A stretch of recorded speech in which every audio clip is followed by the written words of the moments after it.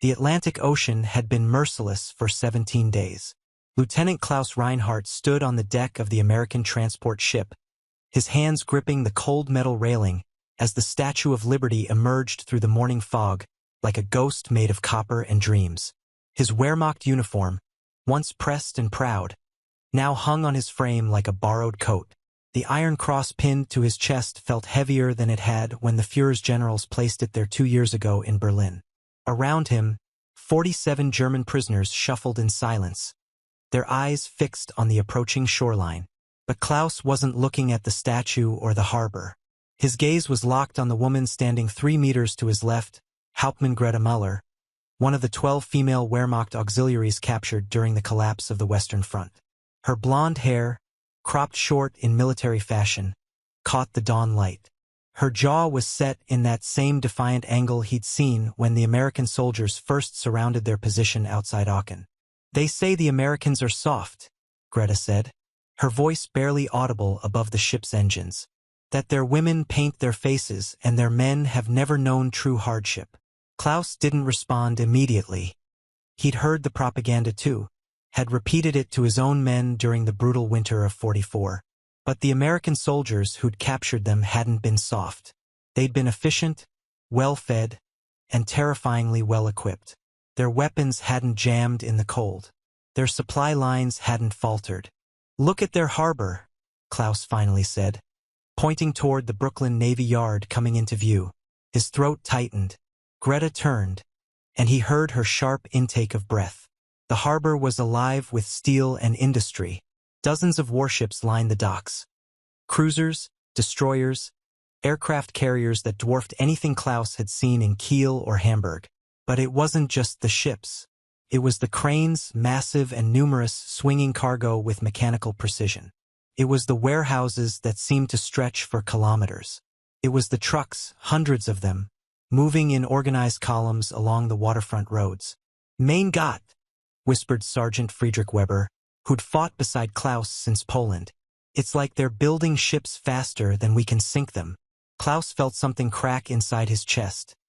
Not his ribs, but something deeper. For 4 years, he'd believed. He'd believed in the superiority of German engineering, in the righteousness of their cause, in the promises that victory was inevitable if they just held on a little longer. His father, a great war veteran who died in '42, had raised him on stories of German resilience, of how they'd nearly won the last war despite being surrounded. But this harbor told a different story. An American guard, a young corporal with red hair and freckles who couldn't have been more than 20, approached the German prisoners with a clipboard. "All right, folks," he said in accented but understandable German. "Welcome to Brooklyn. You'll be processed here before transport to your respective camps. Men to Fort McCoy in Wisconsin. Ladies to Fort Des Moines in Iowa." "We stay together," Greta said sharply in English, surprising both Klaus and the corporal. "International law requires." "Ma'am, with respect, you're in no position to make demands." The corporal interrupted, but his tone wasn't cruel. It was matter-of-fact, almost bored. "Geneva Conventions being followed to the letter. You'll all be treated fairly. Better than fairly, probably. Hot food, clean beds, medical care. More than you gave our boys at Stalag 9B. Klaus flinched. He'd heard rumors about that camp. Dark rumors. The ship docked with a groan of metal against wood. Klaus watched as American soldiers, so many soldiers, moved with practiced efficiency to secure the vessel. They were laughing, some of them, sharing cigarettes. One was reading a comic book while standing guard. Their uniforms were clean, well-fitted. Their rifles gleamed in the morning sun. "How?" Friedrich breathed beside him. "How do they have so much?" Klaus had no answer. In the final months before their capture, his unit had been fighting with ammunition rationed down to 5 bullets per man per day. They'd been eating watered-down soup and stale bread. The Tiger tank in his division had been abandoned because they had no fuel to run it. These Americans looked like they'd never missed a meal in their lives. The processing began. Klaus was separated from Greta and the other women almost immediately. He caught her eye as an American female officer, a captain with dark hair and a kind face, led the German women toward a separate building. Greta's expression was unreadable, but Klaus saw the tremor in her hands. "Don't worry about them," the red-haired corporal said, noticing Klaus's concern. "Captain Morrison's good people. The ladies will be treated with respect." Klaus wanted to spit at the man's feet, wanted to rage against this humiliation. But he was tired, so deeply tired, and the corporal's casual confidence was more unsettling than any threat could have been. The processing facility was warm. Actually warm. Klaus hadn't been properly warm since before the Battle of the Bulge. He and the other male prisoners were led into a large room with wooden benches and industrial lighting. American soldiers stood at intervals along the walls, rifles held casually but present. A captain entered, a tall man with gray temples and a neat mustache. He carried himself with the bearing of someone who'd seen combat, but his uniform was immaculate. He spoke in perfect, unaccented German. "Gentlemen, I am Captain James Hartwell. I served as a liaison officer in Berlin before the war. Yes, I know your city well. Beautiful place. I hope it still stands when this is all over." He paused, letting that sink in. "You are prisoners of war under the protection of the United States Army. You will be treated according to the Geneva Convention. You will be fed, housed, and given medical care. In return, we expect compliance with camp regulations and respect for the guards and staff. Any questions?" Klaus raised his hand. "Where are we being taken?" "Fort McCoy, Wisconsin. It's in the northern part of the country. Cold in winter, but I suspect you gentlemen are used to cold." A slight smile. "The camp houses approximately 5,000 German POWs. You'll have recreational facilities, educational opportunities, and the chance to work in agriculture or industry, for which you'll be paid in camp scrip." "Paid?" Friedrich blurted out. "Paid," Captain Hartwell confirmed. 80 cents a day for work. You can use it at the camp canteen." The room fell silent. Klaus felt the unreality of the situation pressing down on him. They were being offered money, work, recreation. This was supposed to be captivity, but it sounded better than the conditions he'd endured as a free soldier in the Wehrmacht's final months. The interrogation began after they were fed, and the food was another shock. Not watery gruel or black bread, but beef stew with actual chunks of meat, fresh white bread with butter, coffee that tasted like coffee instead of burnt acorns, and an apple pie that made Klaus want to weep. "Haven't had meat in 8 months?" Friedrich whispered, tears streaming down his face as he ate. 8 months. Klaus forced himself to eat slowly, to maintain some dignity, but his stomach cramped with gratitude for every bite. Around him, hardened soldiers were crying openly over their plates. The American guards watched with expressions that ranged from pity to satisfaction, but none of them mocked or jeered. The interrogation room was small but comfortable. Captain Hartwell sat across from Klaus with a cup of coffee and a notepad. No bright lights, no threats, just 2 men in a room. "Lieutenant Reinhardt," Hartwell began, consulting his notes. 28 years old, university educated. Degree in mechanical engineering from Technical University of Berlin. Commissioned in 1940. Saw action in France, North Africa, and finally the Western Front. Iron Cross 2nd class. Wounded twice. Commanded a reconnaissance unit in 7th Army. Do I have that correct? "Yes, sir," Klaus said stiffly. "Your English is excellent. My mother was British. She taught me before she—" Klaus stopped. His mother had died in the Hamburg firebombing in 43. No need to give this American that grief. But Hartwell's expression softened.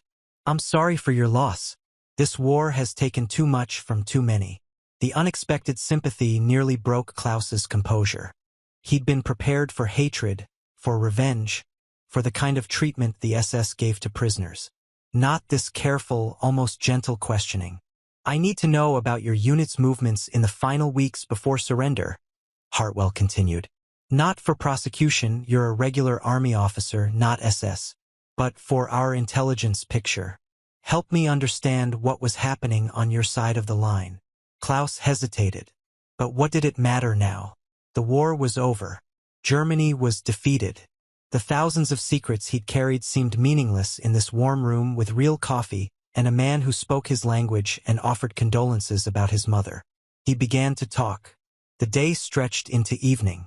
Klaus was assigned a number, photographed, given clean clothes, American surplus but clean and whole, and shown to a temporary barracks to wait for transport. Through the window, he could see the harbor, still bustling with activity even as the sun set. The lights came on, so many lights, and the work continued. Shifts changing. Ships being loaded. The mechanical heartbeat of American industry that never seemed to rest. Friedrich joined him at the window. "We can't win," he said flatly. "We could never have won. Not against this." Klaus wanted to argue, to defend everything they'd fought for, but the words died in his throat. He thought about Greta, wondered where she was, if she was seeing the same impossible abundance.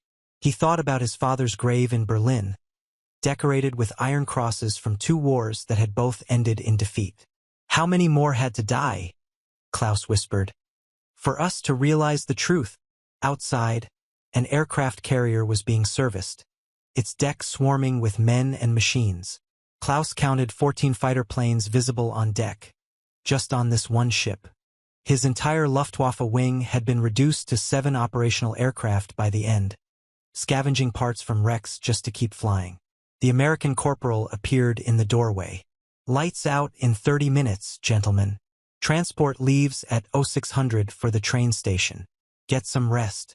Long journey ahead." As the door closed, Klaus lay back on his cot, a real cot with a mattress and blankets, and stared at the ceiling. The iron cross pressed against his chest, a small circle of metal that had once meant everything. What had it all been for? The train journey took 3 days. Klaus pressed his face against the window as the American countryside rolled past, and with each passing mile, the enormity of his defeat became more undeniable. The cities they passed weren't bombed into rubble. They were thriving, their factories belching smoke not from fires but from production. The farms stretched in perfect geometric patterns, heavy with crops even in October. The roads were paved, filled with civilian automobiles that would have been luxury items in Germany. "They have more cars than we have bullets," Friedrich muttered beside him. The train itself was another revelation.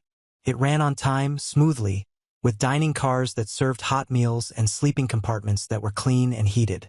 The American soldiers guarding them were relaxed, playing cards among themselves and occasionally offering cigarettes to prisoners who asked politely. Klaus found himself in conversation with a young private from Ohio named Danny Kowalski, whose grandparents had emigrated from Poland.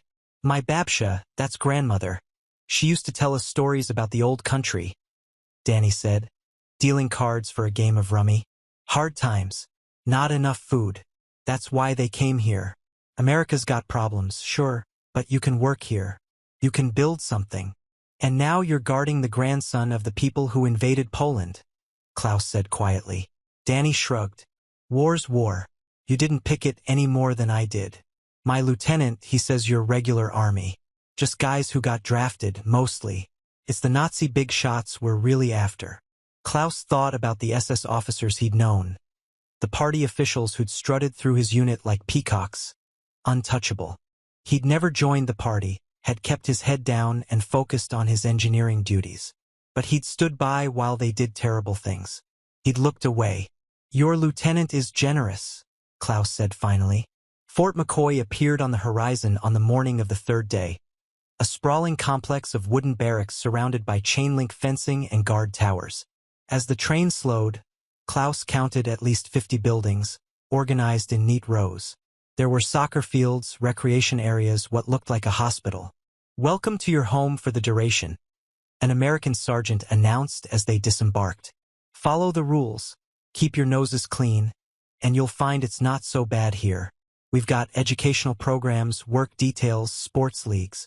Some boys even put on theater productions." Theater? Klaus exchanged glances with Friedrich. This was a prison camp? The reality was more complex.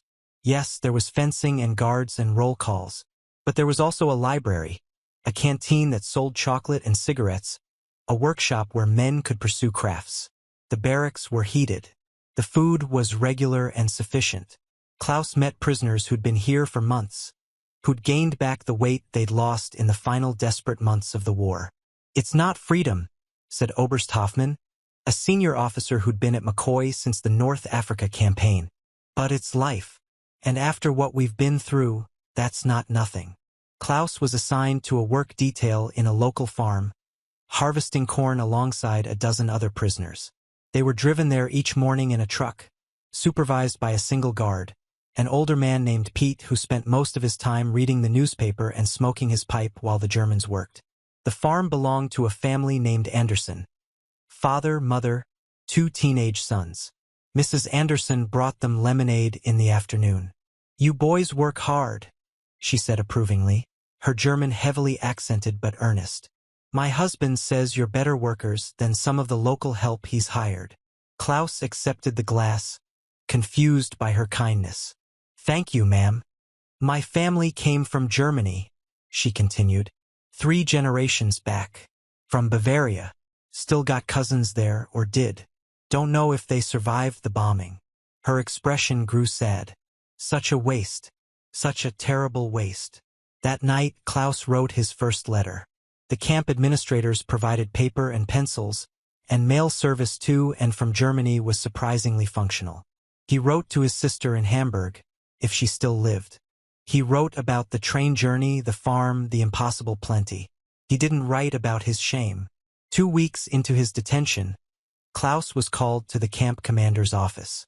His heart raced. Had they discovered something? Some crime or association that would mean punishment. But Colonel Harrison, the camp commander, merely gestured to a chair. "Sit down, Lieutenant. I've reviewed your file. Mechanical engineering degree. Experience with vehicle maintenance and repair." "Yes, sir. We need skilled men in our motor pool. The camp vehicles, the local farm equipment, they need regular maintenance. I'm offering you a position. Better pay than field work, and you'd be doing what you were trained for." Interested? Klaus hesitated. Working to maintain American military vehicles felt like collaboration, like betrayal. But what was he betraying now? A regime that had lied to him, that had sent millions to die for an impossible dream? "I accept," he heard himself say. The motor pool became Klaus's sanctuary. Working with engines, with clean tools and adequate parts, with a purpose beyond mere survival. It was the first peace he'd known in years. The American mechanics treated him with professional respect, teaching him about their different systems and designs. "German engineering's good," admitted Sergeant Phillips, a career Army mechanic from Detroit. "Real precise. But sometimes you guys overthink it. This Sherman tank, for instance, it's not as tough as your Tigers, but we can fix it in the field with basic tools. Can't do that with your complicated beasts." Klaus had to admit he had a point. He'd seen Tigers abandoned because a single part had broken and no replacement existed. American equipment was designed for mass production and rapid repair. It was a different philosophy, not perfect but pragmatic. In the evenings, Klaus attended English classes and discussion groups.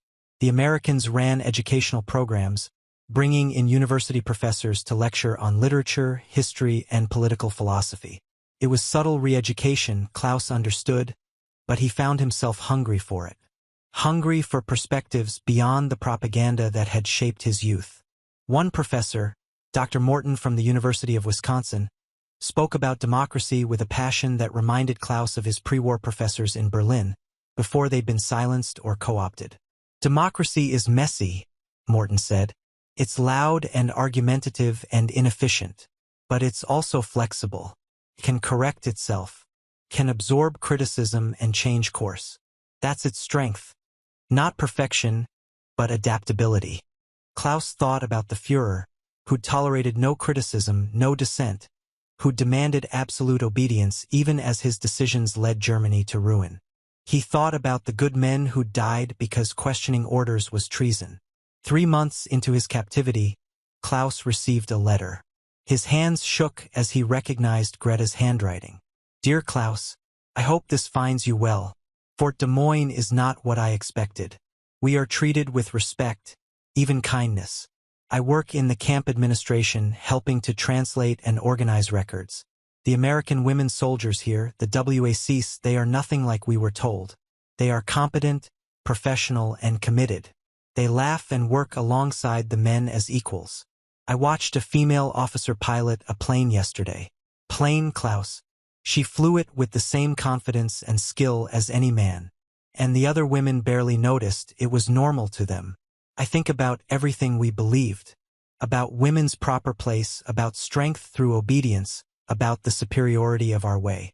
And I see these American women who've never been told they can't, so they simply do. They build and fly and lead and create. What were we fighting for, Klaus? What did all those deaths accomplish?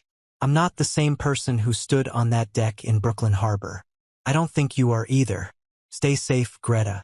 Klaus read the letter 3 times, then carefully folded it and placed it in his footlocker. He lay awake that night, staring at the ceiling, listening to the snores of his fellow prisoners. In the distance, he could hear music from the American Soldiers' Recreation Hall, jazz, that degenerate American music he'd been taught to despise. Sounded joyful. The seasons turned. Winter came to Wisconsin with a vengeance that reminded Klaus of the Eastern Front. But this time he had warm clothes and heated barracks. Christmas arrived, and the Americans provided a celebration that brought tears to hardened soldiers' eyes. A decorated tree, carols singing, packages from the Red Cross with chocolate and warm socks. Klaus worked in the motor pool, improving his English, learning American engineering practices. He made something like friends among the American mechanics, careful friendships, bounded by war and nationality, but real nonetheless. He wrote to Greta every few weeks, and she wrote back, and in their letters they explored the ruins of everything they'd believed. One spring morning, nearly a year after his arrival, Klaus was summoned to Colonel Harrison's office again. This time, Captain Hartwell was there too, the interrogator from Brooklyn. "Lieutenant Reinhardt," Harrison began, "the war in Europe has been over for some time. The war in the Pacific continues, but intelligence suggests it may end soon. We're beginning to process prisoners for repatriation." Klaus's heart lurched. Repatriation. Return to Germany. To the rubble and the ruins and the aftermath of total defeat. However, Hartwell interjected, there are other options. The United States is developing programs for skilled individuals who might wish to emigrate. Engineers, technicians, scientists, people who can contribute to rebuilding. "You're offering me citizenship?" Klaus asked, disbelieving. "Eventually, yes. First, a work visa. Conditional residency. A path to naturalization if you prove yourself. Your skills are valuable, Lieutenant. And frankly, you've proven yourself to be exactly the kind of German we want to help build a better world. Intelligent, skilled, and willing to learn from the past." Klaus thought about Hamburg's ruins, about his sister's last letter, describing the hunger and the chaos and the occupation zones carved up between conquerors. He thought about the motor pool, the clean tools, the American mechanics who taught him a different way of thinking about problems. He thought about Greta in Iowa, learning to see the world through new eyes. "I need time to consider," Klaus said. "Of course. You have 2 weeks to decide. Discuss it with your fellow prisoners, write to your family, pray if you're a praying man. This isn't a decision to make lightly." That night, Klaus sat in the common area with Friedrich and some of the other long-term prisoners. They debated late into the evening. The ethics of staying in the enemy's country, the prospects of returning to a destroyed homeland, the meaning of loyalty when everything you've been loyal to had betrayed you. "My family's all gone," Friedrich said quietly. "Dresden, firebombed. My wife, my son, my parents, all gone. What do I have to go back to? Rubble and ghosts." Oberst Hoffmann, the senior officer, spoke with the weight of age and experience. "Germany will need good men to rebuild. Educated men, skilled men. If everyone with ability stays here, what becomes of the fatherland? The fatherland sent us to die for a lie," someone else spat. "Why do we owe it anything?" The arguments spiraled, voices rising, old certainties clashing with new realities. Klaus listened, his own thoughts churning. Finally, he excused himself and walked to the fence line, staring out at the Wisconsin stars. An American guard, young Danny Kowalski, approached with 2 cups of coffee. "Heard you got a tough decision, Lieutenant." How do you choose between loyalty to a place and loyalty to yourself? Klaus asked. Danny sipped his coffee thoughtfully. My babcia, she left Poland with nothing, told me once that loyalty isn't about dirt and borders. It's about values, about who you want to become. Poland couldn't let her become anything but poor and hungry. America let her become a grandmother who bakes the best pierogi in Cleveland. He smiled. Maybe the question isn't about Germany or America. Maybe it's about who you want to be. Honest work is all we can ask for now, Klaus replied. Over coffee in a small diner near the station, they talked for hours. About Fort Des Moines and Fort McCoy. About the shock of American abundance and the shame of German defeat. About the families they'd left behind and the future they were trying to build. Do you ever regret it? Greta asked quietly. Choosing to stay? Klaus considered. Every day I feel guilty, but regret? No. I think we were given a rare gift, the chance to start over, to become something other than what we were made to be. Greta nodded. The American women I worked with, they taught me something important. They said being strong doesn't mean being hard. It means being flexible enough to change when you're wrong. Germany was never flexible, Klaus said. We were taught that changing your mind was weakness, that admitting mistakes was betrayal. It made us brittle, and brittle things break. They met regularly after that, coffee on Sundays, walks along Lake Michigan, cheap dinners in small restaurants. They were building something tentative and new, a relationship defined not by war or nation but by shared understanding.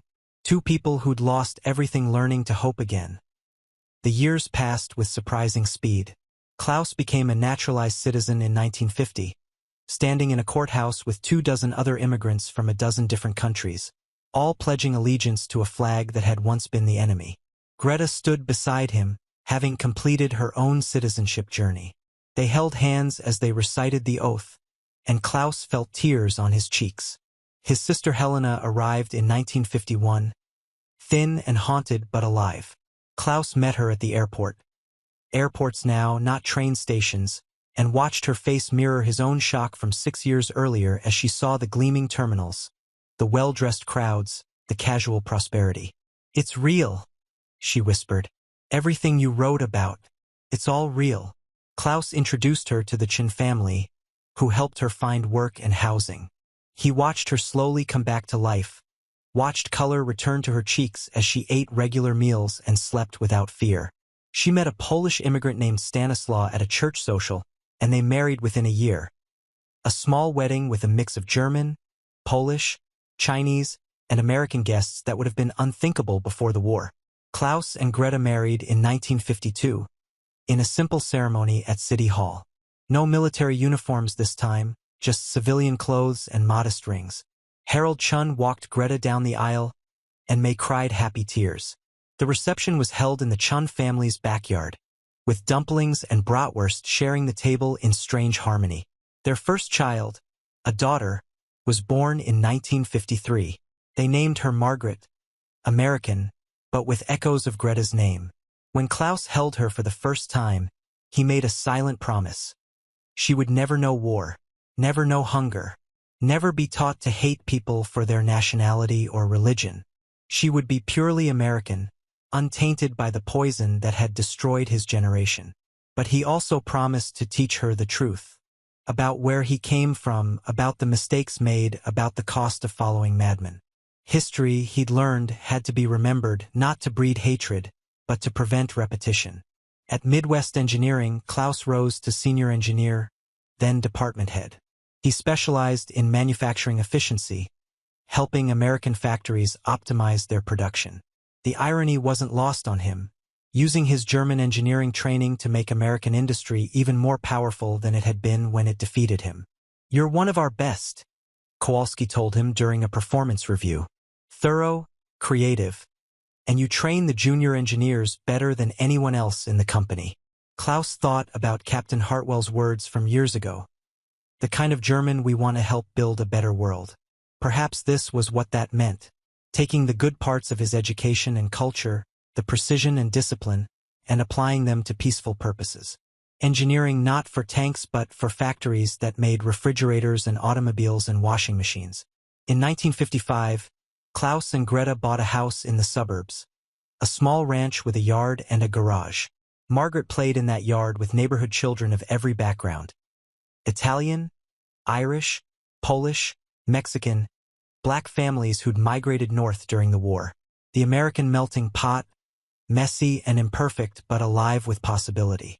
One evening, sitting on their porch as Margaret played, Greta said, "Do you remember Brooklyn Harbor? When we first saw the ships and the factories?" "Every detail," Klaus replied. "It was the moment I knew we'd lost. Really knew it, not just feared it. I was so angry that day," Greta admitted. "Angry at the Americans for defeating us, angry at our leaders for lying to us, angry at myself for believing the lies. But now," she gestured at their house, their daughter, the peaceful street. "Now I'm just grateful we survived to see the truth." Klaus took her hand. "We were the lucky ones. So many didn't survive. So many died still believing the lies." They sat in silence, watching Margaret chase fireflies in the gathering dusk. The American dream, Klaus thought, wasn't perfection. It was the chance to build something new after everything else had failed. It was the luxury of an ordinary evening, unthreatened by bombs or ideology or terror. In 1965, Klaus was invited to speak at the University of Wisconsin, at Fort McCoy, which had been converted to a military training facility. The Army wanted him to talk to ROTC students about his experiences as a POW and his journey to citizenship. Standing in the lecture hall, Klaus looked out at young American faces, the age he'd been when he'd served the Wehrmacht. They had no memory of the war, knew it only from textbooks and their parents' stories. "I stood in Brooklyn Harbor 20 years ago," Klaus began, "and saw the impossible. I saw an industrial might so vast that it made our greatest efforts look like a child's toys. I saw abundance where we had scarcity, organization where we had chaos, confidence where we had desperation." He told them about the journey. The train ride through untouched countryside, the warm barracks, the hot meals, the fair treatment that had broken through his propaganda-fed expectations. He told them about the choice he'd made and why. "I don't tell you this story to praise America mindlessly," Klaus said. "Every nation has flaws, including this one. But I tell you this: the difference between tyranny and freedom isn't perfection. It's the ability to recognize mistakes and choose differently. Germany chose pride over truth, and it destroyed us. America chose pragmatism over revenge, and it saved not just itself but its former enemies." After the lecture, a young cadet approached, nervous, respectful. "Sir, my grandfather fought in Germany. He was at the Battle of the Bulge. He said terrible things about Germans, about how they were all evil, all complicit. But you seem like a good person. How do I reconcile that?" Klaus smiled sadly. "Your grandfather was right, in a way. We were complicit, those of us who served, who looked away, who chose comfort over courage. But evil isn't a nationality.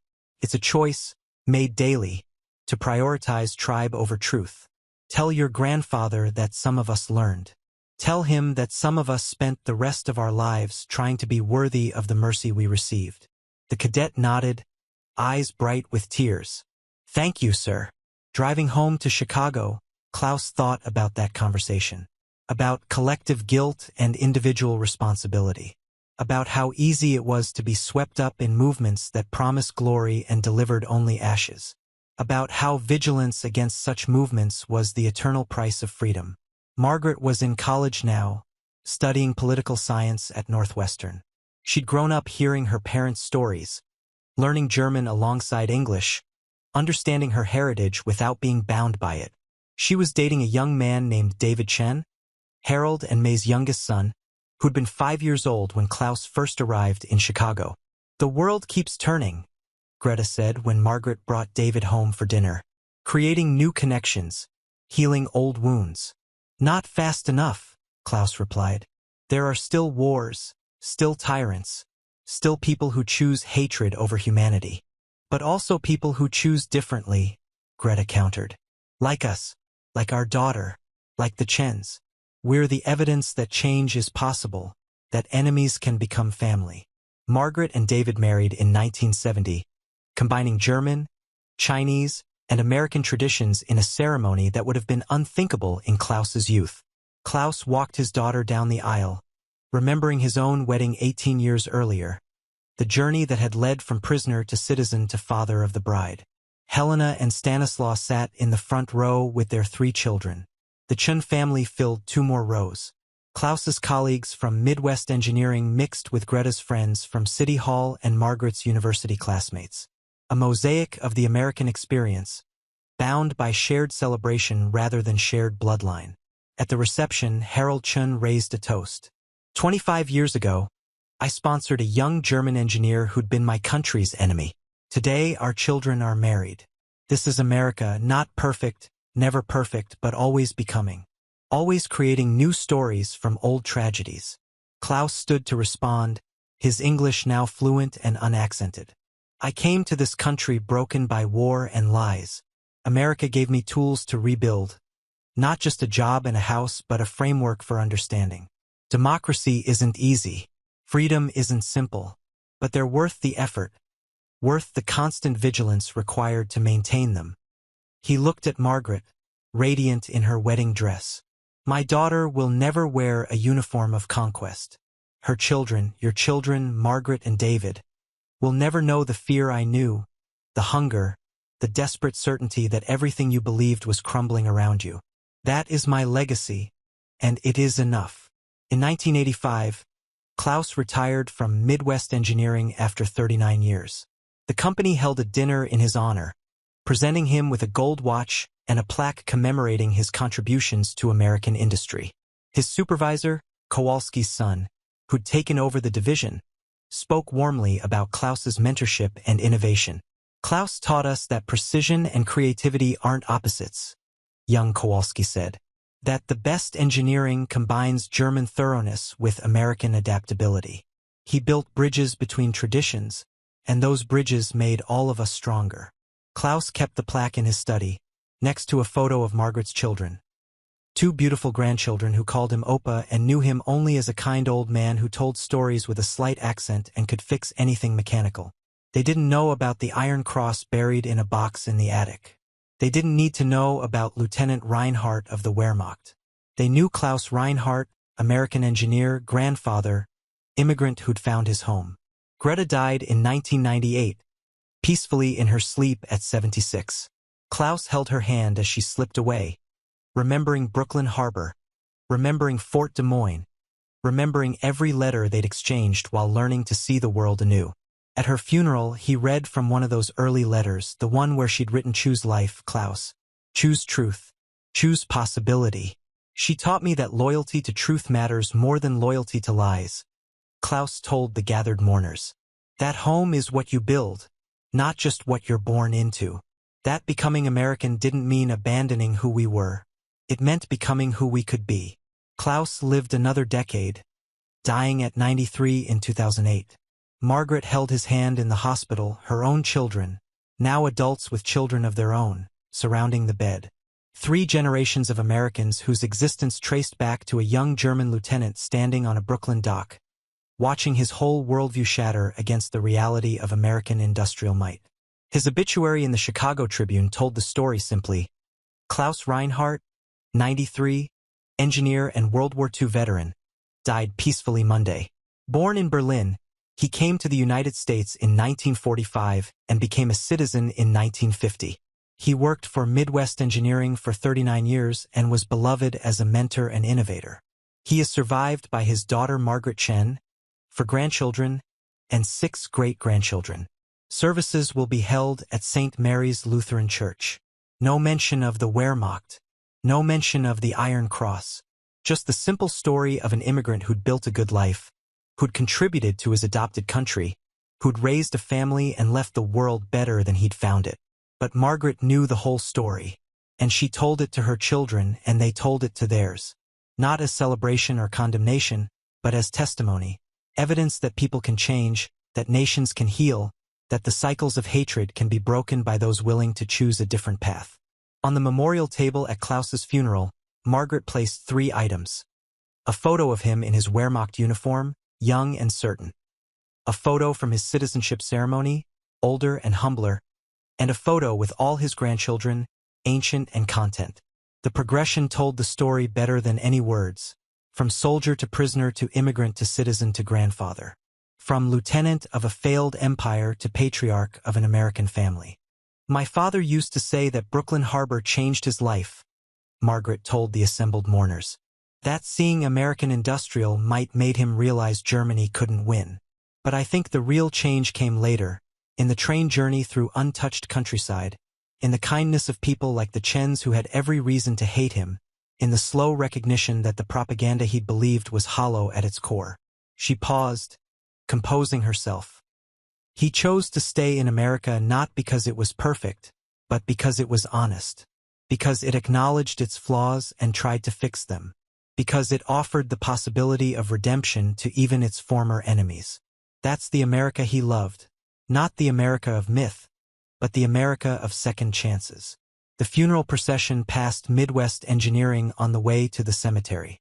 The flag was at half-mast in Klaus's honor. Dozens of engineers, many trained by Klaus over the decades, stood in respectful silence as the hearse passed. The building where he'd spent most of his American life, contributing to the country's prosperity rather than its destruction. At the graveside, as they lowered Klaus into Illinois soil, Margaret read the final letter Greta had written him before her death. We escaped the madness, my love. We found truth on the other side of the ocean. We built lives from ruins. Tell our grandchildren this story. Tell them that choosing peace over pride, truth over triumph, is the bravest thing a soldier can do. Today, Klaus and Greta's great-great-grandchildren live across America, in California, Texas, New York, and still some in Chicago. They are engineers and teachers, artists and entrepreneurs, soldiers and activists. They carry German surnames and Chinese given names or vice versa. They marry partners of every background imaginable, creating ever more complex combinations of heritage and hope. None of them remember the war. None of them have experienced the hunger and fear that shaped their ancestors. They live in the peace that Klaus and Greta chose, that millions of others fought and died to establish. But they know the stories. Every generation, Margaret made sure they knew about the harbor in Brooklyn, about the choice at Fort McCoy, about what their great-grandparents learned about truth and propaganda, about strength and flexibility, about the price of following madmen and the reward of choosing differently. In a Chicago museum dedicated to immigrant stories, there's a small exhibit about German POWs who became American citizens. Klaus's Iron Cross is displayed there, alongside his citizenship papers and a letter from Harold Chen describing their friendship. Visitors stop to read, to reflect, to understand that even the darkest chapters can have redemption arcs, that even enemies can become family. The exhibit ends with a quote from Klaus, recorded in an oral history interview 6 months before his death. I stood in Brooklyn Harbor and saw the impossible, an abundance so vast it proved everything I believed was a lie. But the real miracle wasn't the ships or factories. It was that the Americans, who had every right to take revenge, chose instead to offer redemption. They showed me that strength without mercy is tyranny, and that mercy without justice is surrender. Finding the balance between those extremes, that's the eternal work of democracy, and the reason I chose to become American. Margaret, now 81, sometimes visits that exhibit with her great-grandchildren. They ask questions she answers patiently. What was war like? Why did people follow Hitler?